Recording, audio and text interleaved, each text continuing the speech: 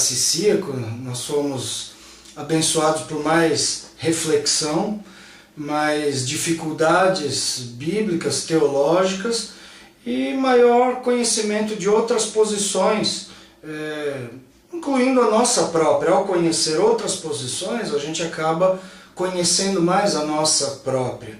E foi muito bom, a aula do professor Eber foi espetacular, ele foi em todos os aspectos muito positivo na sua educação ao atender o nosso pedido, foi extremamente solícito, foi também extremamente educado e bem-humorado, uma aula bem dada, um professor competente.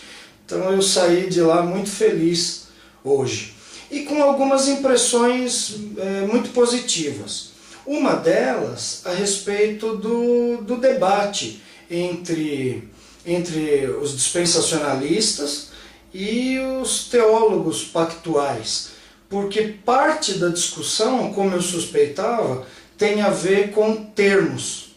Tem a ver com termos usados, termos teológicos para definir suas posições e, às vezes, uma extrema impaciência de cada parte por notar a semelhança assim que nota alguma diferença.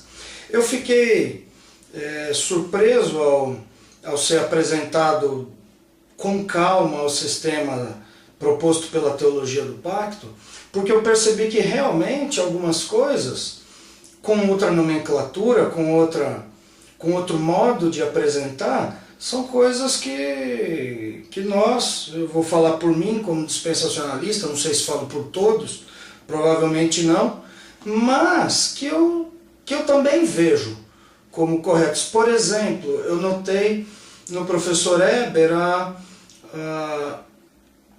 o desejo de encarecer a lei mosaica como revelação da santidade de Deus, como ainda detentora de parâmetros para uma vida saudável do servo de Deus.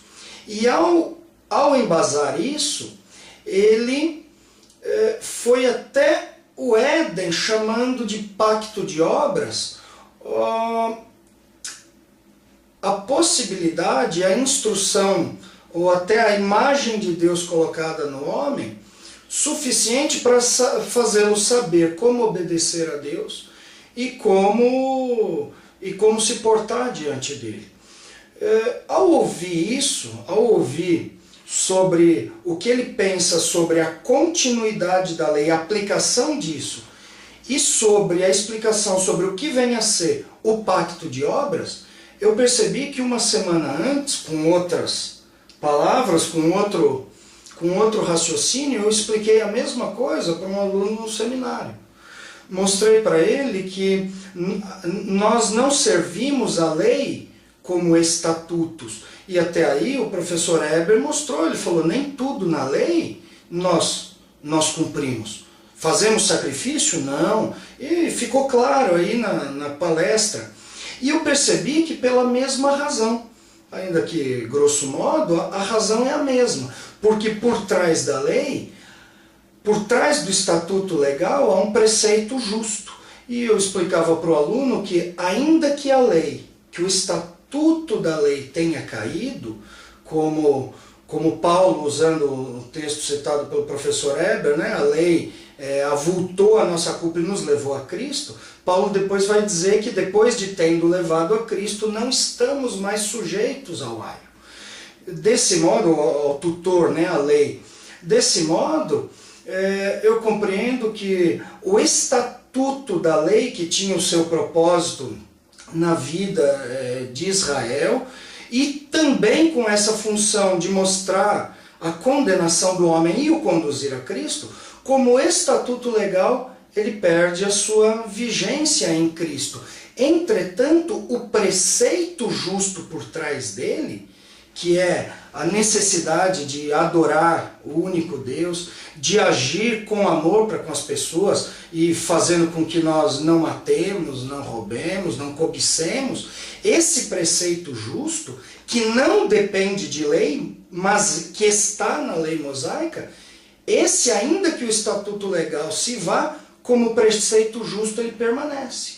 E por isso o professor Heber disse que eles também estavam presentes no Éden, em Adão, e chamou isso de pacto de obras. Eu nunca usei essa expressão pacto de obras, nunca pensei num pacto ali, mas também sempre vi nessa mesma ocasião o caráter de Deus no homem, a sua imagem no homem, não por causa de lei, não por causa de um pacto, mas por causa da santidade de Deus. O efeito é o mesmo. O homem ali não peca, não mata, não porque haja um código legal, mas porque Deus é santo. E nesse aspecto, a lei impressa no seu coração, conforme o Novo Testamento vai dizer, vai de fato apontar que caminho seguir, e mesmo depois da queda, ele ainda dá o tom da moralidade para a raça humana, ainda que agora, por causa do pecado, ela resista a essas impressões, a esses conceitos que lhe vêm de berço por causa da criação. No final das contas, os dispensacionalistas ainda olham para a lei com a continuidade do seu preceito justo. Ao olhar para a lei e notar um Deus santo e perfeito, ela olha para isso, o dispensacionalista olha para isso e fala, por isso eu não posso matar, por isso eu não posso roubar.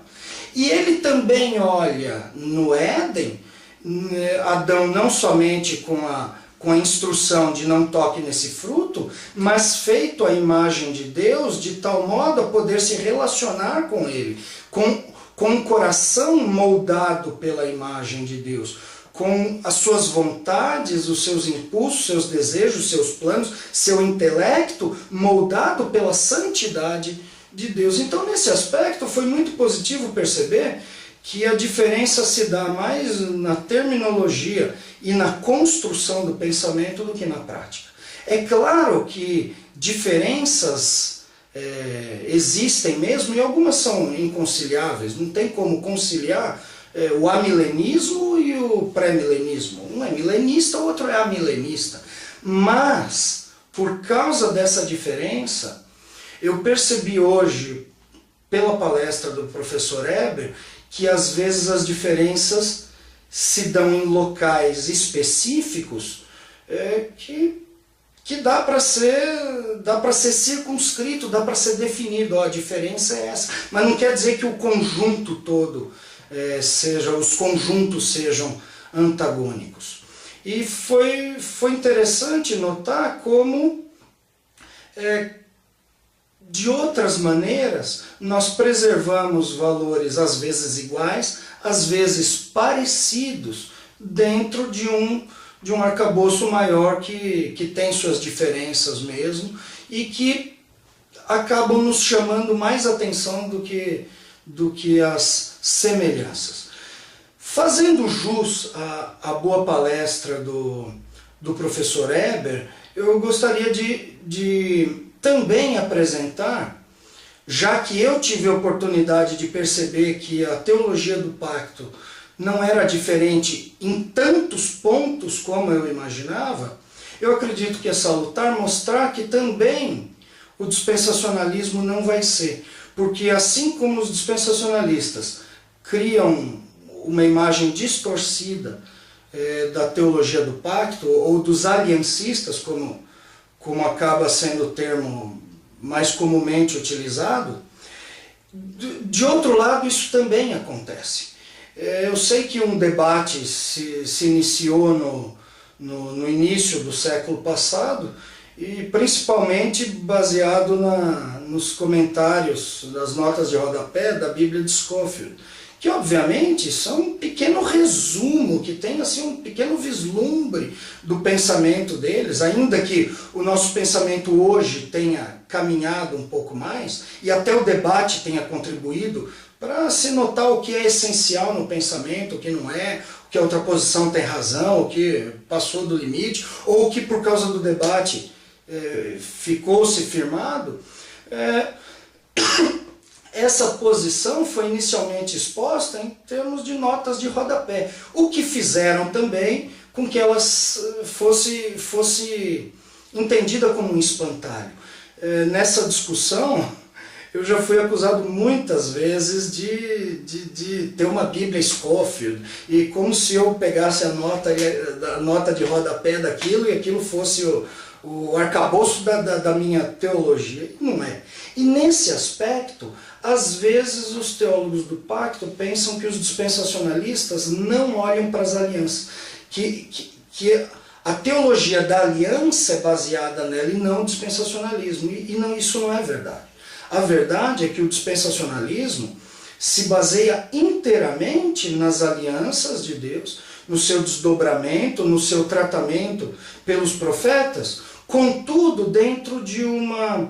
E aí vem uma diferença marcante numa hermenêutica histórico-gramatical também utilizada pelos teólogos do pacto, mas que em dados momentos sofre algumas concessões que fazem com que a igreja hoje cumpra promessas feitas a Israel no passado, coisa que os dispensacionalistas, interpretando literalmente, não é, a palavra melhor não é essa, né, porque a gente não pode interpretar o que não é literalmente, mas uma interpretação normal, entendendo conforme a nossa linguagem, como a gente costuma se comunicar. Quando alguém faz uma alegoria para você, você entende como uma alegoria, e quando conta uma história, você entende como uma história, quando faz uma promessa, você entende como uma promessa. Isso é a hermenêutica histórico-gramatical, assim, em poucas palavras, né, colocado de uma maneira meio rala, e que faz com que os dispensacionalistas olhem para as alianças e vejam a necessidade de alguns cumprimentos que ainda não existiram. Então, para fazer jus à excelente palestra do professor Eber, que vai fazer com que todo mundo que tenha assistido já essa parte tenha compreendido a construção da teologia da aliança, da teologia do pacto, possa agora também fazer a mesma coisa com a visão dispensacionalista a respeito das alianças. Para isso eu vou usar uma projeção aqui, um PowerPoint no meu computador. Eu vou aproximar ali, fechar nele, para que possa ser visto, né, por quem vai ver o vídeo. E eu vou usar um material produzido por um dispensacionalista, professor Carlos Oswaldo Cardoso Pinto, chanceler da Organização Palavra da Vida, foi reitor do Seminário Bíblico Palavra da Vida até o ano passado, continua exercendo suas funções como professor. Ele que estudou num bastião do dispensacionalismo, fez seu mestrado, seu doutorado num seminário de Dallas. E eu não sei o quanto o que ele vai colocar aqui, que eu vou explicar, pode ser surpresa até mesmo para os teólogos pactuais, ao dizer, puxa, mas o dispensacionalista olha para a aliança nesse aspecto como eu. Não sei como isso vai ser visto. Entretanto, vai aqui um resuminho da visão das alianças para o dispensacionalismo. Muito bem.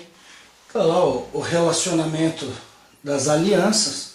E a primeira delas, claro, não querendo ignorar a aliança na criação, a aliança noaica, mas olhando já para a promessa da redenção em alianças mais específicas através do chamado de Abraão. Vemos na aliança abraâmica, tá lá? Aliança abraâmica, o início da promessa um pouco mais específica que foi deixada velada nos primeiros capítulos de Gênesis. Nós vemos lá Gênesis 3,15, conhecido como proto-evangelho, contém elementos que de fato são cumpridos em Cristo e promovem a nossa redenção. Entretanto, é colocado de uma maneira primária, uma maneira com um enfoque apenas, uma parte da obra do descendente da mulher, e ainda com pouca informação, né? Então a informação está um pouco velada. Não fosse o Novo Testamento, nós nem compreenderíamos aquele texto. Mas a partir do chamado de Abraão, as promessas começam, dentro da revelação progressiva, a se tornar cada vez mais compreensíveis, delimitáveis e com consequências que nós podemos ver no Novo Testamento, na história, na nossa própria história. Muito bem, a aliança abraâmica preenchendo ali um universo grande, né, uma bola de grande tamanho, ela consiste na promessa a Abraão de que seu nome seria engrandecido. Nós vemos isso lá em Gênesis 12, Gênesis 12, 1 a 3, Deus fala assim, ó, de ti eu farei uma grande nação, te abençoarei e te engrandecerei o nome. Então Abraão teria um nome grande. Depois nós vamos ter que nos perguntar por que esse nome é grande. Segundo, você vai ter aí uma semente, essa é a palavra hebraica, né, zerá, que pode ser traduzida como semente, ou como descendente, ou como descendência. É uma palavra singular, mas que tem uso coletivo, assim como alcateia, como manada. Então, a descendência de Abraão seria numerosa. Depois a gente vai ver Paulo olhando para isso com aplicação especial em um descendente. De qualquer forma, esse um descendente faria parte também de uma descendência numerosa. Ele vem através dessa descendência numerosa, mas é óbvio que é ele quem vai tornar o nome de Abraão engrandecido, é ele que vai fazer com que o nome de Abraão abençoe outras nações. Há lá a bênção para todas as nações por meio dessa semente. Versículo 3, Deus vai dizer, em ti serão benditas todas as famílias da terra. Interessante, logo no início dessa promessa, que enquanto Deus prevê uma nação grande, bênçãos, ele já prevê, ele já promete que por meio de Abraão, pessoas de todas as nações, e não só da descendência de Abraão, seriam benditas.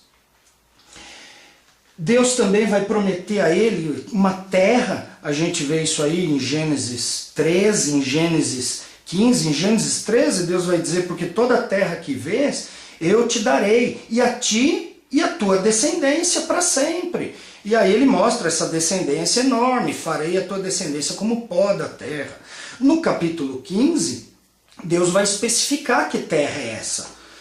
Aquela terra que ele falou, você vai olhar ao seu redor e toda essa terra vai pertencer à sua descendência. Em Gênesis 15, 18, 19, 20, até o 21, ele vai dizer o seguinte, a tua descendência darei essa terra, do rio do Egito até o grande rio Eufrates, puxa, é longa essa terra, e aí ele dá todos os territórios que preenchem essa região. Essa terra, disse Deus, eu vou dar para a sua descendência. Ele em Gênesis 15 também promete que essa descendência seria escrava em terra estrangeira e que de lá ele os tiraria com riquezas. Também há promessa de que reis descenderiam de Abraão.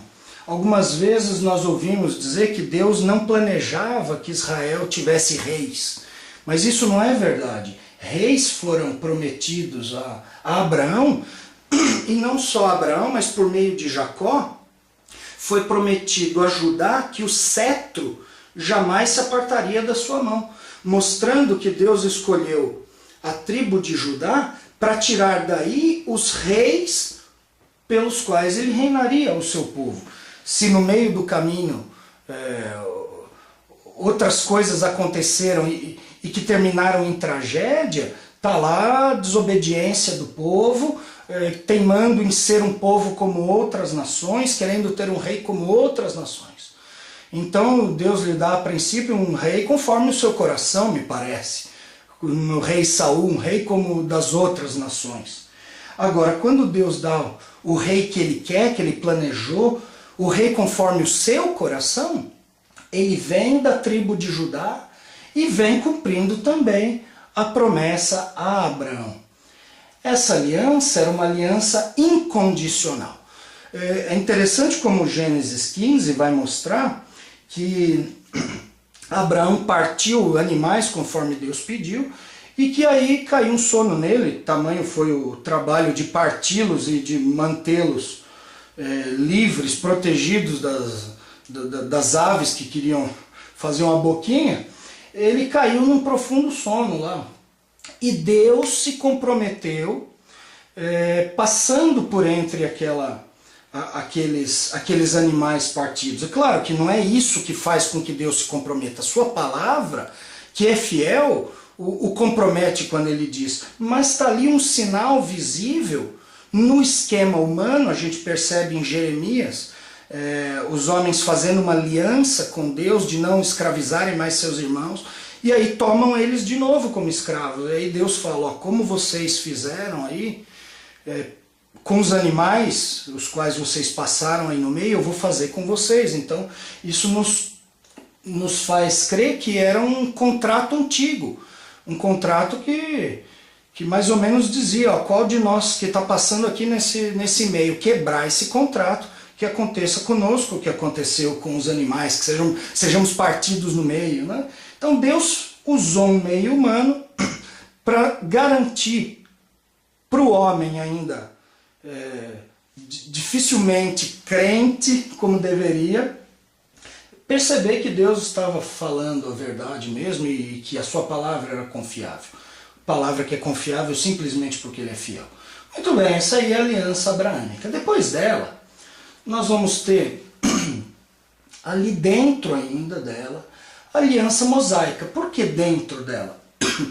Porque faz parte daquela nação, daquela descendência a quem Deus prometeu uma terra. Ainda que essa aliança abraâmica preveja bênçãos para todas as nações, é claramente aplicativa na questão da terra, na questão do reino, a própria descendência física de Abraão, aquela descendência numerosa.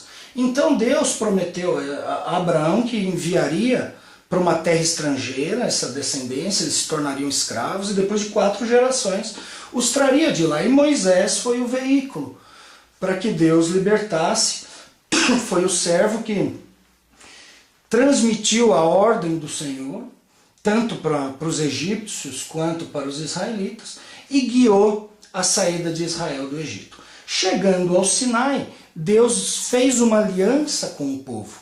Êxodo 19, claro, Êxodo 20, Êxodo 21, 22, 23, 24, eles vão conter aí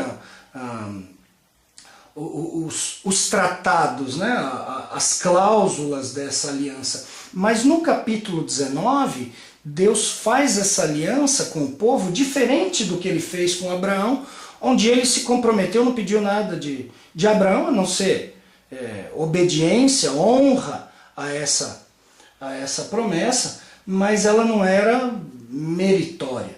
A aliança mosaica, a graça demonstrada por Deus ao escolher uma nação, ao ser bondoso com ela, isso também não é meritório. Mas Deus entrou num acordo com eles que era condicional, que tinha a palavra se, tanto para um rumo quanto para outro. E aí no capítulo 19, versículo 5, Deus diz o seguinte: pois se diligentemente ouvirdes a minha voz e guardardes a minha aliança, então sereis a minha propriedade peculiar dentre todos os povos, vós me sereis reino de sacerdotes, nação santa, assim, a propriedade peculiar, versículo 5, isso que eu estava procurando, vocês vão ser minha propriedade particular, vocês vão ser um reino de sacerdotes, vocês vão ser uma nação santa, se guardarem a minha aliança. E aí o versículo 8, depois de Moisés ter exposto as condições, o povo responde: tudo que o Senhor falou, faremos. Então os israelitas concordaram com isso, se comprometeram nessa aliança. Ela foi celebrada no Sinai, ela regulamentava a vida do povo da aliança. A gente vai ver, o capítulo 20 já vai entrar com regulamentações. Regulamentações que vão, além de ter um aspecto legal, eles vão transmitir a justiça de Deus, a santidade de Deus, que não é introduzido nesse momento, vai ser introduzido como parte da aliança, mas uma realidade que já existe antes da aliança. Uma realidade que não depende de um estatuto, que existe porque Deus é Deus, e não porque uma norma foi dada. E por isso, ainda quando Paulo chame a lei gravada em pedras de ministério da morte, né, mostrando que, corroborando o aspecto da lei como evidenciador e até avultador do pecado do homem, para fazê-lo ir pela fé a Cristo, ainda que essa lei seja envelhecida, né, numa nova aliança, o conceito que está por trás dela, por trás dos 10 mandamentos, o preceito justo, não envelhece. Entretanto, nesse momento, além de preceito justo, ele é regra para o povo de Israel. Regulamentava seu relacionamento com Deus, seu relacionamento com a natureza, dentro da nação de Israel, com as nações de fora, dava condições para o desfrute da bênção da presença de Deus. Então você quer desfrutar dessa bênção, você quer andar em comunhão com o Senhor, você quer, dentro das promessas da aliança abraâmica, da terra que vocês vão herdar, vocês querem desfrutar dessa bênção, então guardem esses mandamentos. Deveria ser renovada regularmente. Cada geração devia relembrar pela leitura pública da lei e renovar a aliança. Dizer talvez a cada geração assim, conforme o que o Senhor disse, faremos tudo. Essa era uma aliança condicional. A gente vai perceber isso em Levítico 26, colocando isso na prática. Levítico 26, versículo 3, diz assim: se andares nos meus estatutos, guardares os meus mandamentos, então darei chuvas ao seu tempo, a terra dará sua messe, a árvore do campo o seu fruto, e assim por diante. Várias bênçãos de natureza terrena, temporal, como fruto da obediência que era condicional aqui a essa aliança. Se você guardar, eu vou abençoá-lo nessa terra. Porém, versículo 14, Levítico 26, mas se não ouvirdes a voz, né, e não cumprirdes todos esses mandamentos, aí o 16 diz: então vos farei vir isso, porém entre vós terror, a tísica, febre ardente. E aí vem uma lista enorme de castigos de Deus, para caso eles não obedecessem à aliança.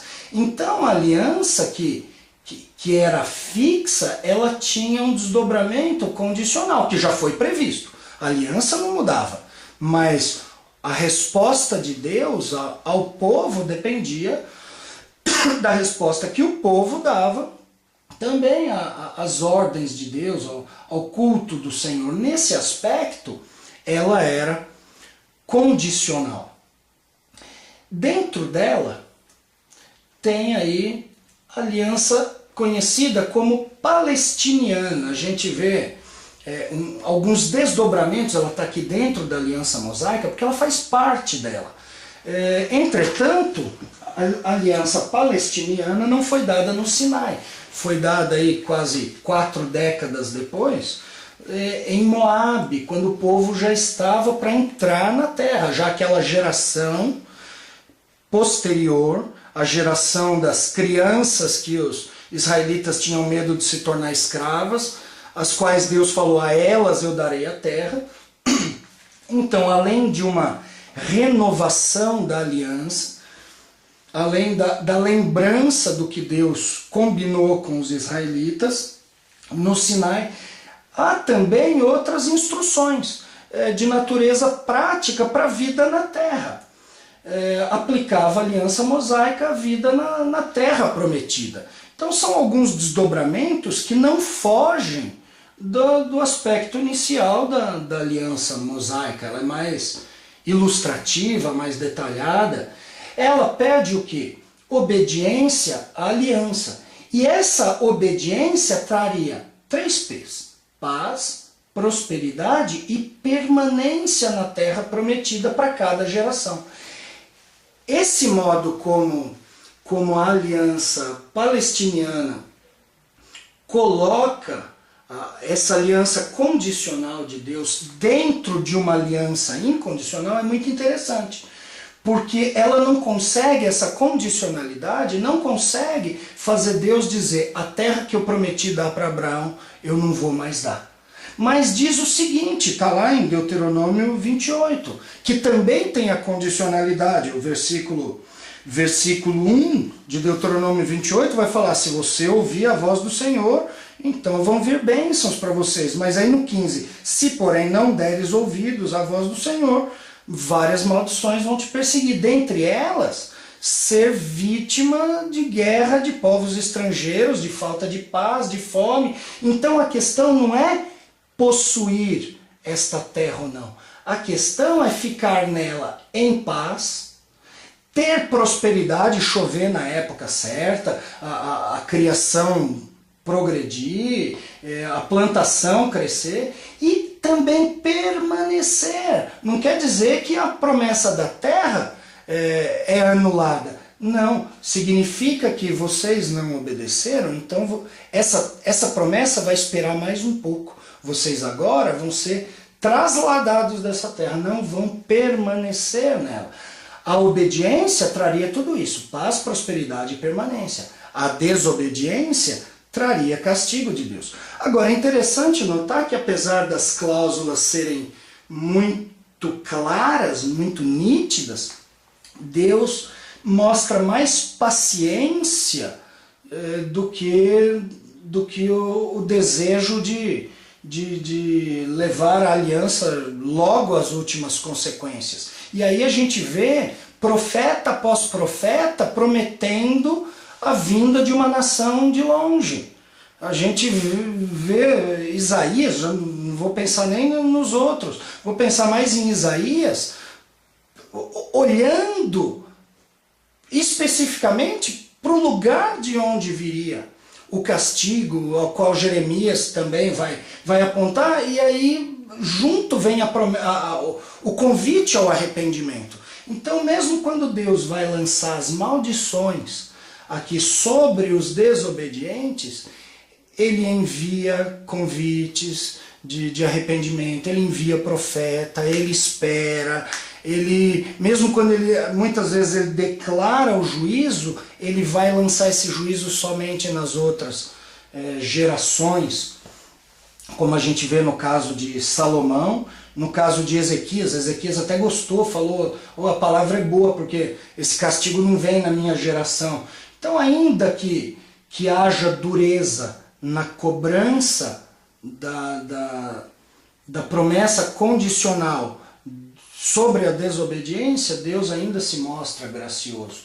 E ela também, como a sua aliança mãe, a aliança mosaica, ela tem esse caráter condicional.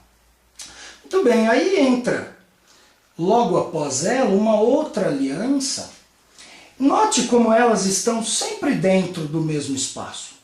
Note como não se está abandonando uma aliança e entrando em outra. Está-se muitas vezes dando-se uma promessa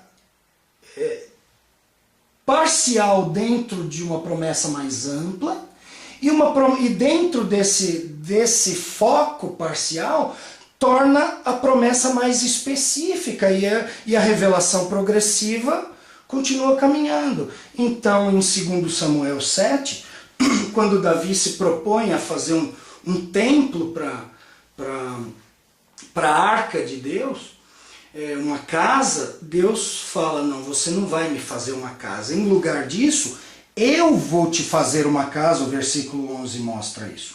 E ao dizer isso, ele diz, eu farei levantar depois de ti o teu descendente, que procederá de ti, e estabelecerei o seu reino. Está falando de Salomão, porque diz que ele construirá uma casa ali ao nome de Deus.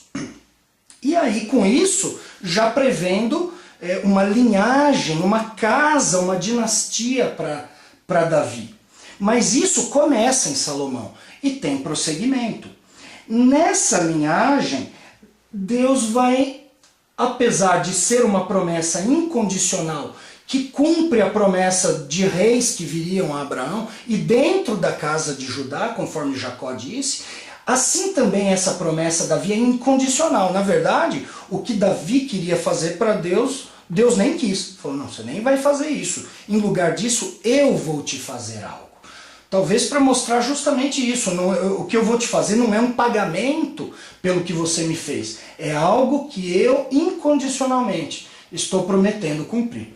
Por outro lado, ela tem um certo relacionamento aqui com a aliança mosaica palestiniana, porque Deus diz assim, ó, sobre essa descendência, tomando aqui Salomão como o primeiro descendente. Versículo 14, eu lhe serei por pai e ele será por filho. Se vier a transgredir, castigá-lo-ei com varas de homens e com açoites de filhos de homens. Ou seja, se ele transgredir a minha lei, ele vai ser pego pela condicionalidade da lei que está sobre ele. Ele é rei da casa de Davi, mas ele também é um israelita do povo com quem eu fiz uma aliança. Então, se a paz, a prosperidade, a permanência da nação também estão, de certa forma, ligadas ao rei. Se o rei pecar, eu vou puni-lo com vara de homens. Mas, versículo 15, a minha misericórdia não se apartará dele, como a retirei de Saul, a quem tirei de diante de ti. Ou seja, a promessa a Davi de uma linhagem, que era o que Saul queria, ele queria ter uma descendência no trono, e Deus não cumpriu esse desejo de Saul. Esse desejo seria dado a Davi, não por nada que Davi merecesse, mas pela promessa de Deus. Ou seja, pela lei condicional eu vou punir eles quando eles pecarem, assim como vou abençoá-los quando eles obedecerem. Mas ainda que eu os puna, essa aliança é incondicional. E você vai continuar tendo herdeiros no trono, porque essa promessa também faz parte da aliança abraâmica. A parte da dinastia, ela é incondicional. O tratamento com a dinastia incondicional estava dentro da previsão da aliança mosaica. E assim, por fim, depois de falar dessa linhagem, o versículo 16 de 2 Samuel 7 vai dizer, porém a tua casa e o teu reino, que casa e o teu reino? O reino de Davi, o reino sobre Israel. Ele era rei de Israel, não era rei do Egito, rei da Síria, não. Rei de Israel, a tua casa, reis israelitas da linhagem de Davi, serão firmados para sempre diante de ti. O teu trono será estabelecido para sempre. Ou seja, ainda que a aliança mosaica retirasse o povo da terra, punisse o rei pecador, a linhagem, a terra prometida a Abraão para o seu povo estava garantida, porque é uma promessa incondicional, e assim o trono de reis sobre a casa de Israel, da linhagem de Davi, também estava garantida. Assim, ela foi celebrada no Monte Sião, em Jerusalém. Ela foi iniciada por Deus e garantida unilateralmente por ele. Ela é uma promessa de uma dinastia contínua e de um reino eterno, de um herdeiro eterno, desculpe. Promessa de um trono eterno, aí vem o trono, note bem, da natureza do trono de Davi. Promessa de disciplina temporal de acordo com a aliança palestiniana e, assim como a aliança abraâmica, ela era incondicional. Por fim, essas promessas que deram tanta esperança para os israelitas, a ponto deles até abusarem dessa esperança, né? Não se importarem muitas vezes com seu pecado e ter sempre na mente que Deus vai fazer o reino de Israel sempre prevalecer, claro, esquecendo o que não convinha, fez com que a nação caísse, com que inclusive o reinado em Israel se deturpasse. Apesar de haver na linhagem davídica alguns reis aí que merecem o nosso elogio. Entretanto, nós vemos uma nação em ritmo de colisão diante do juízo de Deus, diante das promessas de castigo. Por quê? Porque não se submetia ao Senhor. Muito bem. Diante disso, Deus vem e promete uma outra aliança, uma nova aliança. Esse termo nova aliança é cunhado por Jeremias. Jeremias 31 diz o seguinte: eis vem dias, diz o Senhor, em que firmarei nova aliança com a casa de Israel e com a casa de Judá. Muito bem, então essa nova aliança prometida aí mais para frente, ela tem uma razão. E a razão vai ser dada nela mesma, porque Deus vai explicar aí por meio de Jeremias porque os seus pais quebraram essa aliança que nós fizemos lá no Sinai. Eles invalidaram essa aliança, eles anularam essa aliança. Note bem, o povo anulou essa aliança, não quer dizer que Deus a tenha anulado. Ele ainda está olhando para a promessa que fez para Abraão, ainda quer dar a terra para a descendência de Abraão, ainda quer dar o trono para a descendência de Davi, mas ele quer um povo, não um povo que sempre seja punido, sempre precise ser punido pela desobediência à sua aliança. Então, diante disso, ele diz: como vocês não cumpriram os termos condicionais dessa aliança, insistem em andar diante de mim, então, mais uma vez, revelando graça, eu vou promover uma maneira de vocês me serem obedientes. E isso é uma nova aliança que eu vou fazer com vocês. Aí Jeremias 31, do 31 em diante, vai dizer: eis, vem aí dias, diz o Senhor, em que firmarei nova aliança com a casa de Israel e com a casa de Judá. Não conforme a aliança que fiz com os seus pais. Não conforme essa. Não uma aliança condicional que vocês vão insistir em quebrar. Não, não como essa. Porquanto eles anularam a minha aliança, não obstante eu os haver desposado, diz o Senhor. E aí no versículo 33 ele explica essa nova aliança. Ela não está em contato com essa justamente por isso. Essa nova aliança não é como aquela. Versículo 33 ele vai explicar: porque essa é a aliança que firmarei com a casa de Israel depois daqueles dias, diz o Senhor. Na mente lhes imprimirei as minhas leis. Ou seja, as leis que Deus deu, preservando os preceitos justos. Claro, tinha aqui prescrições que visavam a convivência social, mas nota bem aquele que percebe que a lei não tem somente código ou cerimonial ou social, mas que ele revela a santidade de Deus, revela a vontade de Deus. Essas leis, essa obediência, essa submissão do servo para com o Senhor que não foi cumprida aqui, então eu vou colocar aqui. Quando foi condicional, vocês não aceitaram cumpri-la, vocês desobedeceram. Então eu vou colocá-las no coração de vocês, é o que ele diz. Eu também no coração lhes inscreverei, eu serei o seu Deus e eles serão o meu povo. Agora ele já não pergunta: vocês querem fazer uma aliança comigo? Se se vocês guardam, não. Eu vou fazer. Vocês serão meu povo, eu vou colocar minha lei no coração de vocês. Talvez esse aqui seja o retorno do que foi feito no Éden.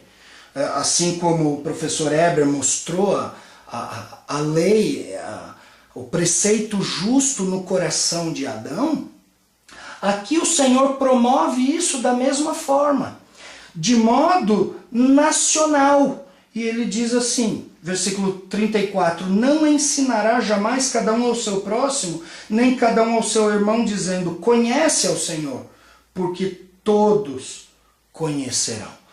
Então, o que o Senhor ofereceu no modo condicional, e que acabou, conforme o Novo Testamento nos mostra, revelando a pecaminosidade do homem e a necessidade dos benefícios de uma aliança incondicional, de uma graça imerecida, e aí eu pessoalmente vou me afinar com a soteriologia reformada, até a eleição pela graça de Deus, oferecendo assim sua graça irresistível, convertendo aquele de coração duro, aquele que não podia crer, ele faz crer. Nós vemos Deus então transformando o que se mostrou pecaminoso, aquele que se mostrou desobediente quando lhe foi oferecido de uma maneira condicional. Ao fazer isso, aqui está uma diferença. Eu acredito que a teologia pactual veja isso cumprido na igreja hoje. Igreja que também é composta por israelitas que creem. Ninguém pense que eles não creem que os israelitas são salvos nos nossos dias. Mas, por causa da nova aliança ser sentida pela igreja, achar que essa promessa faz com que o cumprimento da aliança abraâmica de uma terra para os israelitas e da davídica, de um rei no trono de Israel, da tribo de Judá, da linhagem de Davi, não seja cumprida em Israel como nação, mas na igreja como povo de Deus, como um Israel espiritual. Só que quando Jeremias promete isso, essa nova aliança, ele mostra que essa descendência de Abraão, essa descendência física, não deixaria de ser uma nação, ele não seria assimilado por um outro corpo maior. O versículo 36 de Jeremias 31 diz, se falharem essas leis fixas diante de mim, diz o Senhor, deixará também a descendência de Israel de ser uma nação diante de mim para sempre. Essa palavra nação é importante porque a gente não vê essa promessa somente para Israel como povo de Deus. O que faz com que o que mostra que os crentes dentro de Israel tenham uma unidade, sim, com os crentes do Novo Testamento, da igreja. Sob esse aspecto, o povo de Deus do Antigo Testamento encontra perfeita continuidade com o povo no Novo Testamento. Mas há uma promessa, além de Israel como povo de Deus, por meio da fé, o que Hebreus vai ressaltar, há também promessas, a ênfase dessas promessas em Israel como nação. Como nação que tem uma terra. Uma nação que tem um rei. E uma nação que tem agora na nova aliança um novo trato com o Senhor. Um novo relacionamento. Não com base naquele relacionamento que dependia da escolha, da decisão humana de obedecer ao Senhor, mas agora da própria atuação soberana do Senhor, graciosa e irresistível, tornando-os obedientes a tudo que Deus lhes preparou. O que lhes faz, além dos benefícios de povo de Deus, dos quais nós também somos beneficiários, a salvação, a vida eterna, até a habitação do Espírito Santo, faz deles a nação que vai agora receber completamente a aliança abraâmica, a terra. A gente viu aquela terra lá em Gênesis 15, vai lá até o rio Eufrates. Quando que isso aconteceu? Nunca, nem com tratados políticos, comerciais e até com imposição militar nas épocas de Davi e de Salomão, nunca chegou a tanto. A dinastia de Davi, que hoje parece quebrada, ela vai voltar. Miqueias, capítulo 5, que previa, né, no versículo 1, a descontinuidade desse reinado, né, pelo menos de uma forma temporal.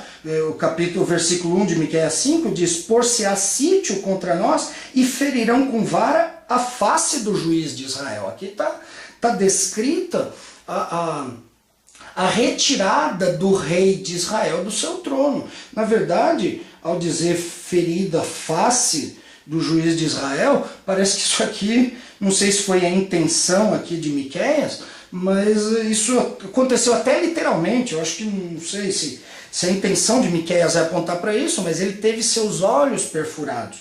Entretanto, o versículo 2 promete que de Belém Efrata, ou seja, a casa de Davi, viria um rei, sairia um rei que haveria de reinar em Israel, cujas origens são dos tempos antigos. Então, se por causa da aliança mosaica, o que foi previsto na aliança davídica, até os reis da casa de Davi seriam punidos com varas de homens, essa aliança não se invalidaria, porque viria um rei ainda da descendência de Davi e voltaria a restabelecer o que foi perdido lá, descrito em Miqueias 5:1. E ao falar sobre isso, Miqueias continua e diz: o Senhor os entregará a quem? Os israelitas. Os entregará até o tempo em que a que está em dores de parto tiver dado à luz. Interessante como Miqueias associa o nascimento desse rei ao seu reinado já. É como se o rei nascesse e já reinasse. Mas aí, na vinda desse rei, obviamente, então o restante dos seus irmãos voltará aos filhos de Israel. E o versículo seguinte diz: e eles habitarão seguros. O rei da casa de Davi cairia, a nação de Israel, por causa da aliança, e também o rei, seriam até deportados da terra. Mas calma, a terra está lá, o trono está lá. E esse rei vai reassumir essa terra, vai reassumir esse trono. Quando ele fizer isso, os israelitas que por causa dessa aliança foram punidos, eles vão ser ajuntados, vão retornar, e aí serão de todo convertidos. E quando se diz isso, aí mostra-se a promessa da nova aliança ser aplicada aos israelitas de uma maneira mais específica, dentro da aliança maior abraâmica, de um reino que agora vai funcionar. Então aí a gente vai perceber isso em Ezequiel, por exemplo, 36, que ao mesmo tempo que promete conversão, os mesmos fatores que estão presentes na nossa conversão, hoje no tempo da igreja, na era da graça, na dispensação, na economia da graça, como queiram dizer, tanto dispensacionalistas quanto teólogos do pacto, versículos 25 a 27 diz: aspergirão água pura sobre vós e sereis purificados, falando do perdão de Deus. Dar-vos-ei coração novo, porém dentro de nós um novo espírito, de vós um novo espírito, uma conversão completa. Isso aqui se parece com o nova criatura do Novo Testamento. Tirarei de vós o coração de pedra, darei um coração de carne, porei dentro de vós o meu espírito. Olha, isso aqui parece ser uma realidade vivida por nós hoje. E farei que andeis nos meus estatutos, guardareis os meus juízos e os observareis. Opa, essa conversão agora faz com que o que não foi obtida nessa, seja cumprida nessa. Por isso, o justo preceito da lei agora é cumprido na nova aliança, é a obra do Espírito Santo. O que não foi promovido aqui, é promovido completamente aqui. E ao mostrar essa mensagem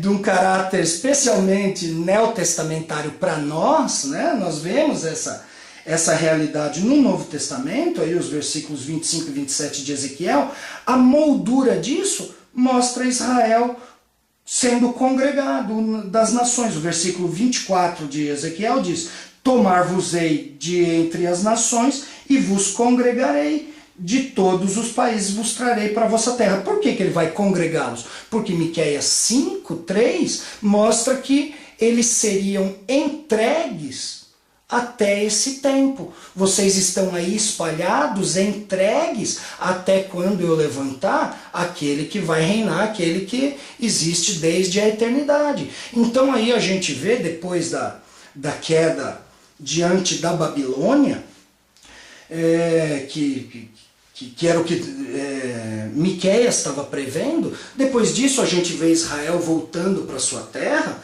mas não vê eles com a mesma soberania, não vê eles com os mesmos limites.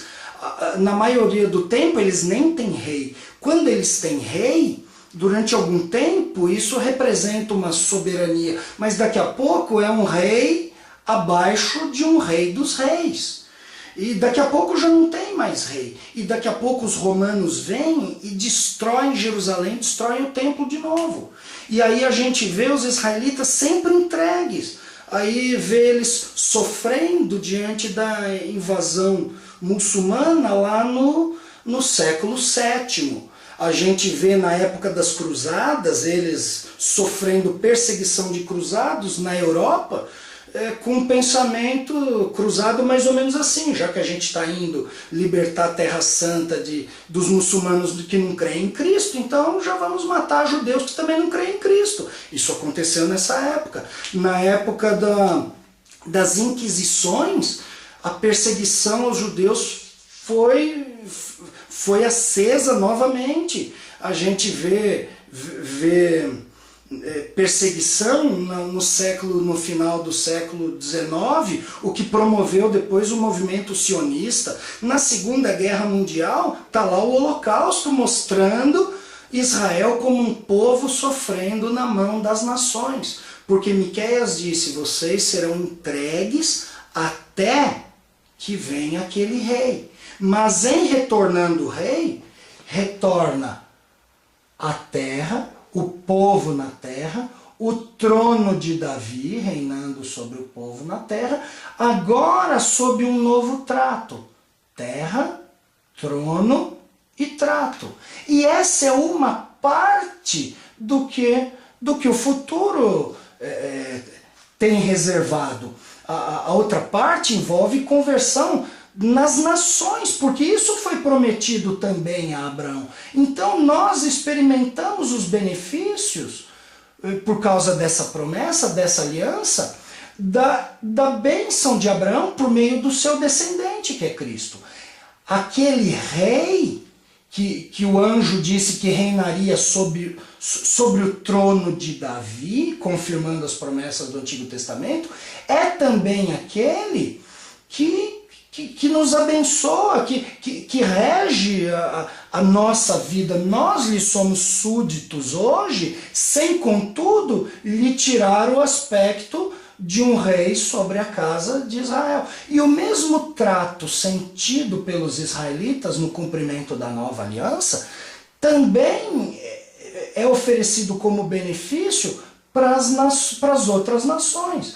Nesse aspecto, a nova aliança abarca, assim como a aliança abraâmica, tanto israelitas como gentios. A conversão é a mesma. Entretanto, o cumprimento pleno da aliança abraâmica como uma terra perpétua dos israelitas, da descendência de Abraão. O trono perpétuo do descendente de Davi. E essa reunião, depois vejam Joel, Ezequiel, outros profetas também vão falar dessa restauração futura. Ela ainda guarda cumprimento e é nesse aspecto que as doutrinas vão divergir. O dispensacionalista diz: essas promessas não estão plenamente cumpridas. Nós já sentimos as bênçãos de Abraão. O menino que nasceu, que é rei, já nos beneficiou, é o nosso rei também, sob outro aspecto. A nova aliança também nos atingiu, nos dando um novo coração, uma lavagem dos nossos pecados e habitação do Espírito. Entretanto, falta que os israelitas tenham toda aquela terra perpetuamente, tenham seu rei perpetuamente e sejam convertidos perpetuamente. Por causa disso, deve haver um momento em que isso vai acontecer, e aí vem o milenismo, vem aí o pré-milenismo dispensacionalista. Na visão do pacto, essas promessas já se cumprem. Na igreja, que inclui também israelitas. Nesse caso, aquela terra, pelo menos eu acho que é isso, estou ansioso pela próxima palestra do professor Heber para explicar isso. O que eu entendo é que eles veem esse cumprimento por meio da igreja, o povo de Deus hoje, dando a terra toda. Não é só aquela região, a terra que pertence a Deus também é nossa herança. Jesus estaria reinando hoje, completando ou cumprindo o que é especificado como trono de Davi. Trono de Davi seria uma maneira de se referir ao reinado, e ele, ao reinar sobre o universo, está cumprindo essa promessa. E aí a nova aliança nos pega aí pela graça, por meio da fé dada por Deus, e acaba cumprindo isso também.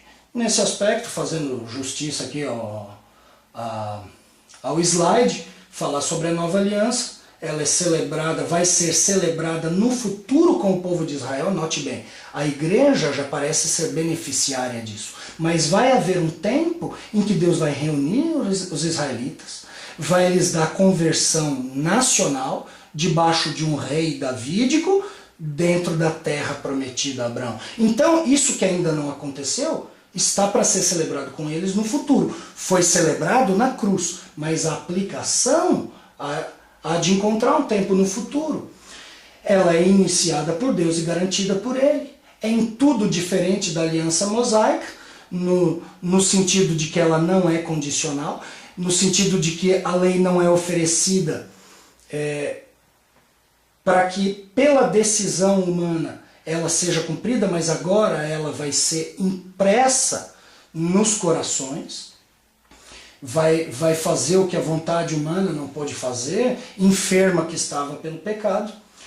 Isso garantirá o cumprimento da promessa da posse perpétua da terra e dará a Israel uma nova relação com Deus. Ninguém mais vai chamar o outro e dizer: conheçamos o Senhor, porque isso é a realidade de todos eles.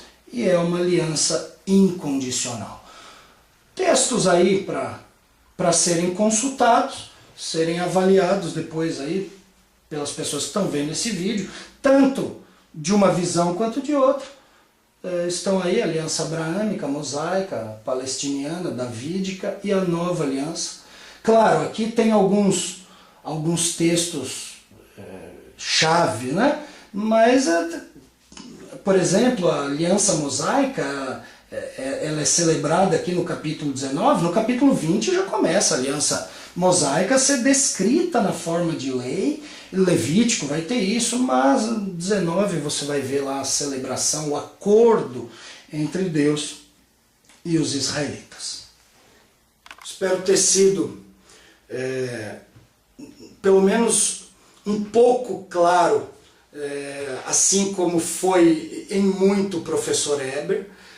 Dificilmente eu expus as alianças na visão dispensacionalista com tanta competência quanto o professor Eber demonstrou ao expor o pacto, aliás, a teologia do pacto, mas eu termino o dia hoje muito satisfeito, muito contente, porque independente das diferenças das posições, algumas delas realmente inconciliáveis, ficou muito nítido para mim que muito mais coisas nos conciliam. Eu já sabia disso antes, mas eu não sabia que era mais coisa ainda do que eu esperava, até mesmo dentro dos sistemas.